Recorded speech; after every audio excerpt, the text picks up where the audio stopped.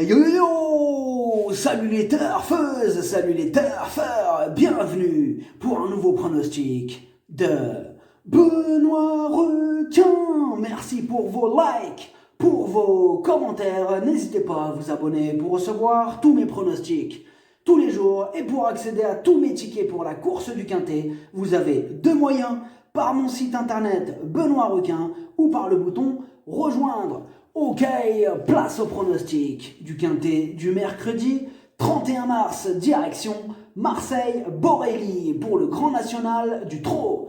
Trot attelé, 3000 mètres, 16 partants, réunion 1, course 1, indice de confiance, 3 sur 5. On est plutôt confiant pour ce Quintet, hein, bon, même si c'est pas non plus un penalty, hein, sinon je vous aurais mis un indice de confiance de 5 sur 5. On est d'accord, mais on va voir ça ensemble.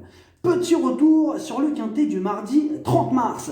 Dans mon pronostic, je vous avais donné le 7, le 4, le 14, le 16, soit les 4 sur les 5. Et qui est-ce qui a cassé les tickets? C'est le 8 à 48 contre 1. Et pourquoi il était abandonné à 48 contre 1 ce 8? Car peu de monde l'avait joué. Et pourquoi peu de monde l'avait joué? Car son entraîneur Henri-Alex Pantal a bien réussi son coup, je m'explique. Il a crié haut et fort que c'était une rentrée, qu'il serait mieux lors de ses prochaines courses et qu'il va sûrement donc du coup manquer de conditions. Mais avant de vous faire le pronostic de ce mardi, moi je vérifie, comme d'habitude, je vérifie ma petite liste rouge. Hop, je regarde, je vois il n'est pas là, il n'y a pas son nom. Je me dis bon, ça va, mais après... Je vois dans ma petite liste de surveillance, oui j'ai une liste de surveillance aussi. Alors la liste de surveillance c'est quand j'ai un petit doute, mais je ne suis pas encore sûr, donc ils ne sont pas encore sur liste rouge, mais ils sont, on va dire une liste orange. Voilà, on va appeler ça une liste orange. Mais bon, bref, c'est une liste de surveillance. Donc, je regarde, il était sur ma liste de surveillance, le monsieur Henri-Alex Pantal. Eh oui, du coup, bon, comme je vous ai expliqué, hein, il n'était pas encore en liste rouge. Je l'avais mis sur ma liste de surveillance. Mais là, c'est clair, il n'y a plus de doute. Là, il intègre officiellement ma liste rouge. La première fois, il avait bénéficié du doute, mais là, du coup, c'est confirmé. Donc, bienvenue à toi, hein, Henri-Alex Pantal, sur notre chère liste rouge. Alors, bientôt, les amis, plus aucun casseur de tickets, nous la ferons à l'envers. Enfin, du coup, peut-être un de temps en temps, mais pas comme ce Alex Pantal, lui, par exemple. Ça y est, il est sur les listes rouges. Comment il peut nous la refaire à l'envers? Ça y est. Alors, comme on dit, comme dit le proverbe, la vengeance est un plat qui se mange froid. Voilà, ça c'était le petit proverbe du jour.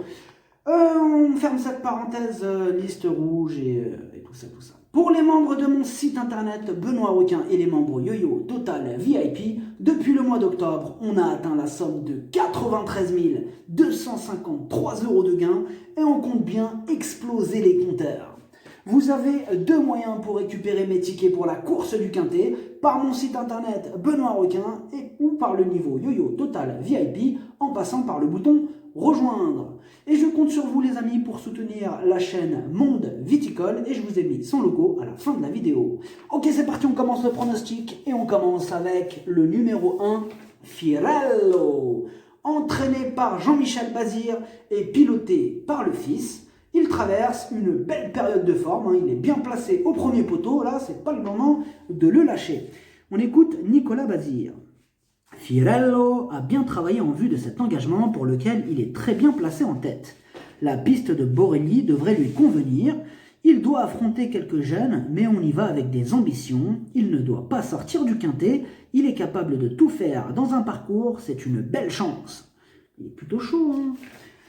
Le numéro 2, Deco de Tilou, il est dans une forme olympique, il a remporté sa dernière course, il vient d'exploser son propre record affiché à 1:11:1, il est déféré des 4 et il part en première ligne, attention à lui.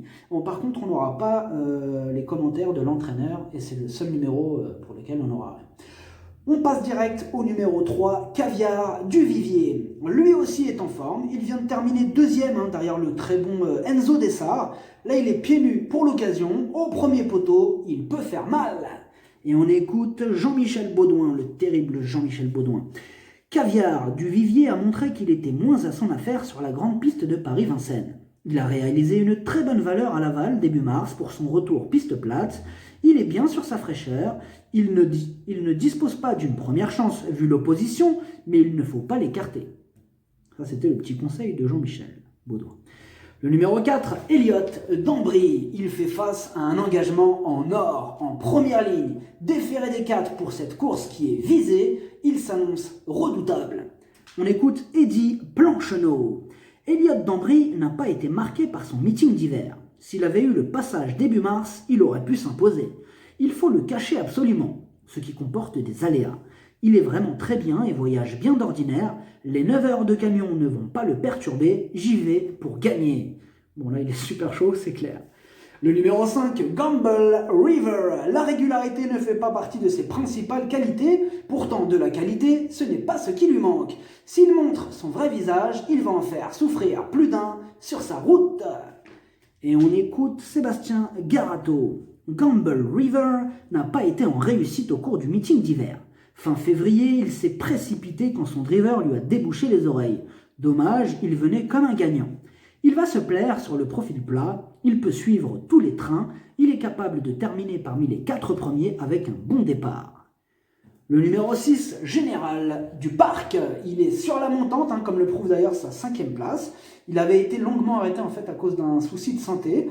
Là, il va encore progresser sur sa dernière sortie et il peut aussi tenter d'améliorer son dernier classement.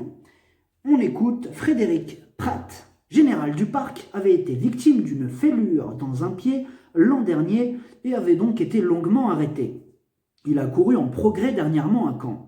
Depuis, il a très bien travaillé, ce qui m'incite à effectuer ce long déplacement.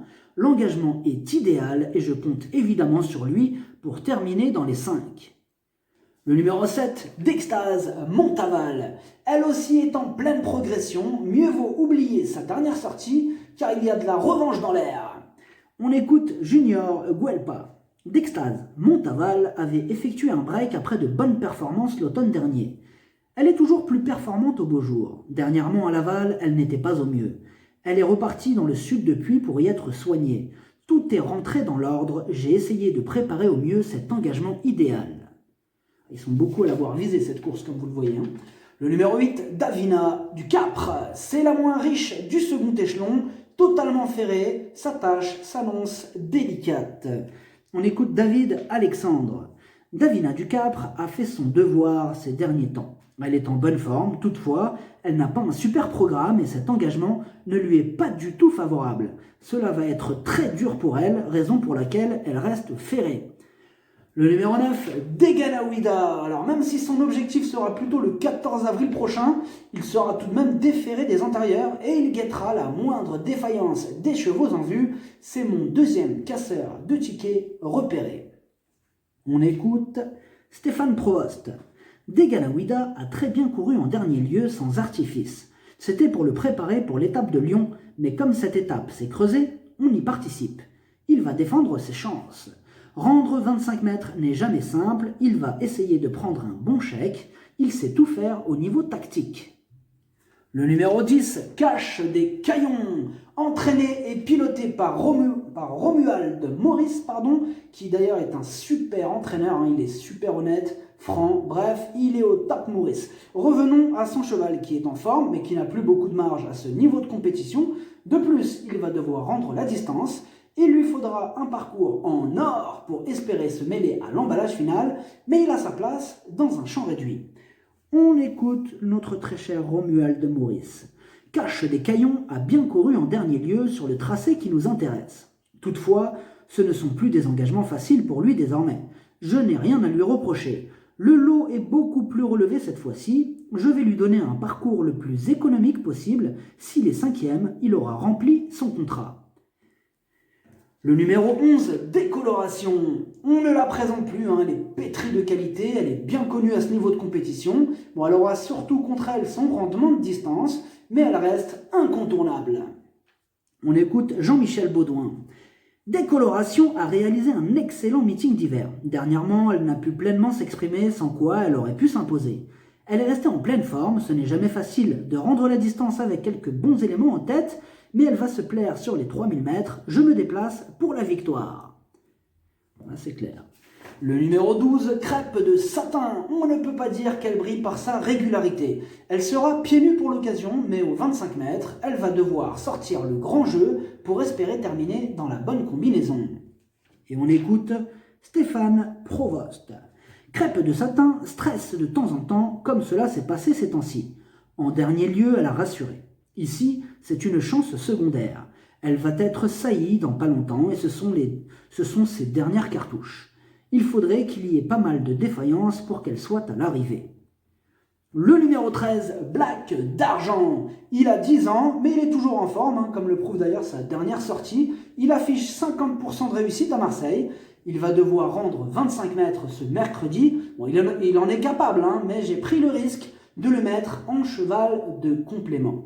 Alors vous n'êtes pas obligé de me suivre dans mon délire, mais j'ai privilégié les concurrents du premier poteau à l'exception de décoloration. Et on écoute Nicolas Hench. Black d'Argent est plus performant à Cagnes-sur-Mer, mais l'engagement est bon.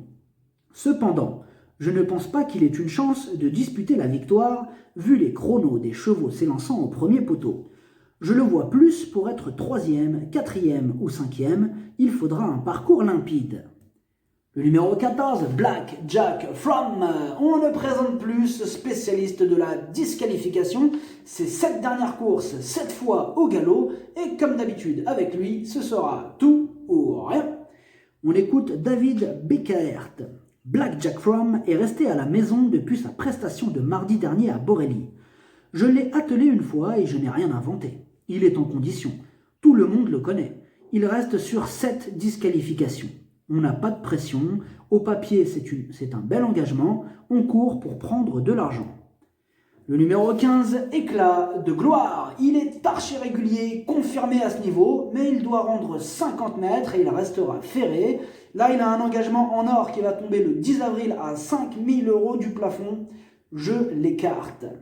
On écoute Loris Garcia. Éclat de Gloire aura des ambitions limitées. Il y a d'excellents éléments au premier et deuxième poteau. C'est une semi-rentrée avant de recourir à Paris-Vincennes le 10 avril avec des ambitions pour une course fermée. Il est resté 15 jours tranquille après sa dernière sortie. Il lui sera difficile de s'illustrer. Le numéro 16, Boss du Melloc. Sa discipline de prédilection, c'est le trot monté. Alors là, il va profiter de cette course pour peaufiner sa condition en vue d'engagement sous la selle. C'est non. On écoute Yannick Alain-Briand. Boss du Melloc a repris le travail depuis 2 mois. J'aurais pu le courir dans le prix Henri Desmontil, mais il n'aurait pas été assez prêt physiquement. J'ai décidé de le recourir en compétition avant le 10 avril et une épreuve montée à Paris-Vincennes. Il rend 50 mètres, il faut le revoir. Le pronostic, ça donne 4, 11, As, 2, 3, 7, 5, 6, cheval de complément le 13, si jamais un autre nom partant et ça peut arriver, le 9. Merci d'avoir suivi cette vidéo, n'hésitez pas à vous abonner pour recevoir tous mes pronostics tous les jours et pour accéder à tous mes tickets pour la course du Quintet, vous pouvez passer par mon site internet Benoît Requin ou par le bouton rejoindre sur le niveau Yo-Yo Total VIP, à jouer avec modération. Bonne chance, chopez-le moi, ciao.